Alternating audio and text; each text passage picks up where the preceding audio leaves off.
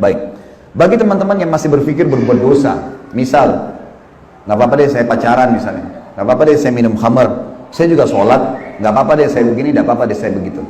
Perhatikan efek buruknya dosa. Yang pertama teman-teman sekalian, kalau seseorang berbuat dosa, hidupnya akan sempit, sumpek. Kalau orang mabuk malam, tidur nih dalam kondisi mabuk, bangun tidur demi Allah sumpek, pasti suntuk. Nggak ada orang bangun gembira habis mabuk tadi malam, nggak ada. Orang habis berzina pasti nyesel, walaupun orang non muslim tuh. Secara fitrah, perbuatan dosa Allah akan jadikan sempit di jiwanya orang itu, walaupun itu orang kafir, sumpek dia.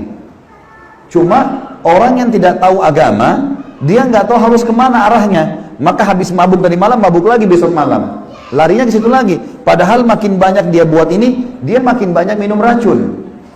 Dosa itu teman-teman seperti segelas racun. Kita tahu itu racun atau tidak, tetap berbahaya. Tapi orang kalau tahu, mematikan. Orang kalau tidak tahu, bertahap, tapi tetap berbahaya buat dia.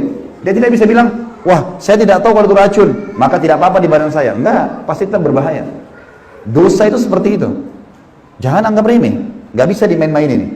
Hidup sempit ini akan ada teman-teman. Kata ulama disepakati semua, orang muslim, orang kafir, tahu tidak tahu hukumnya, akan mendatangkan hidup sempit. Hidup sempit adalah sumpek, suntuk, sedih. Tiba-tiba kita merasa sedih sendirian, nggak tahu harus buat apa. Orang-orang yang tidak punya iman, larinya bunuh diri, larinya minum racun, ya, dan seterusnya. Allah berfirman dalam surah Toha, ini efek pertama, efek buruk dari dosa adalah hidup sempit, sumpek, suntuk, sedih, gangguan yang terjadi dengan kerabat, pendamping, ya. Sampai sebagian ulama salaf bilang, saya tahu saya punya dosa kalau tiba-tiba saya lihat istri saya berubah dengan saya, tunggangan saya, kuda yang saya mau naikin berubah. Kita mau jalan, mobil kita tiba-tiba kempes bannya. Ada apa nih? Muhasabah coba. Tiba-tiba ini, tiba-tiba itu. Karena orang kalau tidak ada dosanya, itu mulus semua, lancar semua itu. Karena Allah janjikan orang yang bertakwa akan diberikan jalan keluar dalam hidupnya. Berarti orang lawannya yang berdosa, sempit jalannya, susah. Allah berfirman dalam surah Toha, surah nomor 20 ayat 124. Teman-teman yang pegang Quran dibuka ya. A'udzubillahi minasyaitonirrajim. Wa man a'rada 'an dzikri fa inna lahu ma'isyatan dankan wa nahsyuruhu yaumal qiyamati a'ma. Dan barang siapa yang berpaling dari peringatanku, kata Allah, sengaja berbuat dosa, maka sungguhnya baginya penghidupan yang sempit, sumpek, sedih, suntuk gitu. Dan kami akan menghimpunnya pada hari kiamat kalau tidak sempat taubat dalam keadaan buta, tidak melihat. Yang kedua teman-teman, orang yang berbuat dosa dipastikan oleh Allah kalau dia tetap ngotot dalam kesalahannya. Kalau dia tahu itu salah, dia segera bertobat, itu bagus. Tapi kalau dia tidak tahu itu dosa atau dia tidak mau tahu, tetap aja berbuat dosa, maka akan menjadi penyebab kesesatan dan jauh dari petunjuk. Dia makin jauh dari keimanan, jadi nggak bisa khusyuk sholat. Teman-teman di sini maaf yang hadir, kalau masih sholat tidak bisa khusyuk, berusaha nggak bisa khusyuk, coba istighfar kepada Allah. Ada dosa yang mengganjal tuh. Kalau dosa kita sudah dibersihkan teman-teman, kita akan khusyuk sholat, kita akan tersentuh kalau baca Quran, nangis nanti itu. Kalau itu belum terjadi berarti masih ada dosa yang mengganjal. Coba istighfar terus, taubat kepada Allah, karena masih ada yang ganjal. Allah berfirman, Allah yang maha kaya telah berfirman dalam surah Al-Ahzab surah nomor 33 ayat 36. A'udzubillahi minasyaitonirrajim.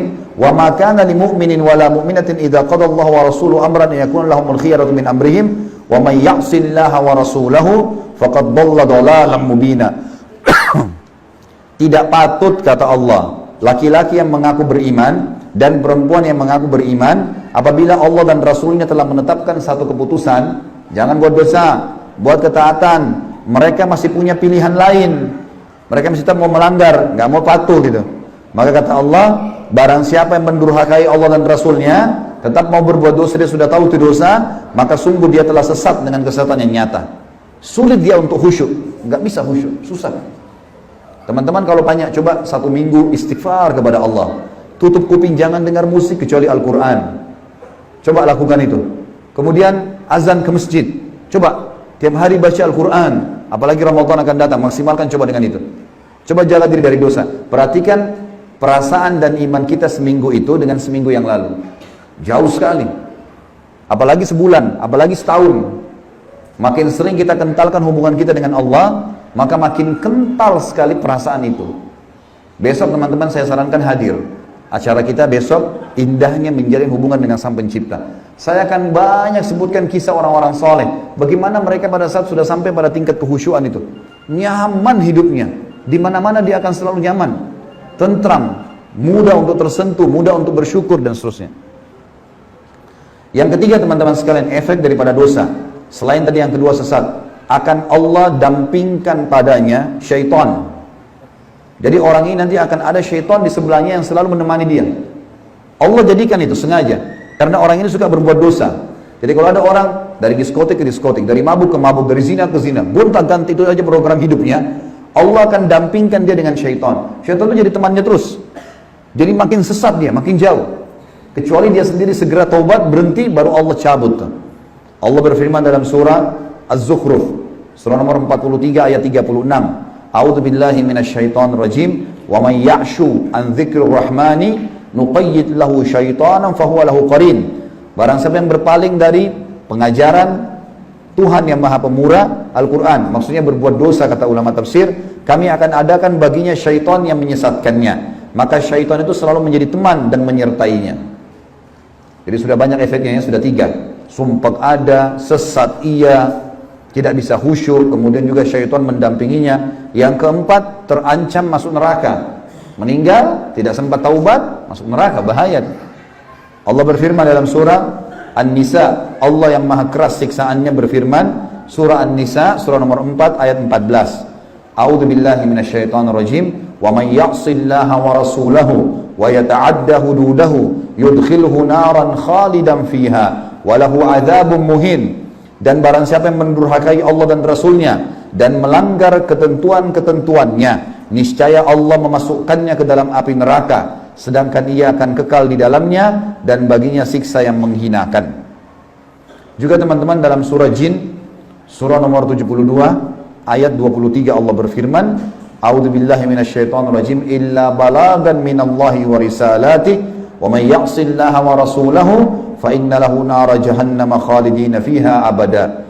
Akan tetapi siapapun yang menyampaikan peringatan dari Allah dan risalahnya, kata Nabi SAW, Allah suruh Nabi berkata, akan tapi aku hanya menyampaikan peringatan dari Allah dan risalahnya, dan barang siapa yang mendurhakai Allah dan Rasulnya, tetap buat dosa dari dosa ke dosa, sesungguhnya dia akan baginya neraka jahanam, dan dia bisa kekal selama-lamanya di dalam situ. Jadi dosa teman-teman sekalian itu, Allah sudah buat begini, semua dosa itu sebenarnya dibenci sama Allah, diberikan ancaman yang berat. Zina lah, riba lah, fitnah lah, ngambil barang orang, mencuri lah, mabuk lah, ini semua dosa-dosa teman-teman, Allah benci. Allah timpahkan padanya siksaan, yang diancam, dan dibuat juga oleh Allah, manusia tidak suka. Kalau ada orang hidup di tengah-tengah kita suka durhaka sama orang tuanya, bantah-bantah ibu sama ayahnya, suka fitnah, suka ghibah, suka mencuri, suka berzina, suka ganggu istri orang, suami orang, ini semua dibenci oleh manusia. Secara alami, Allah benci, hukumannya berat, dan juga dibenci oleh manusia.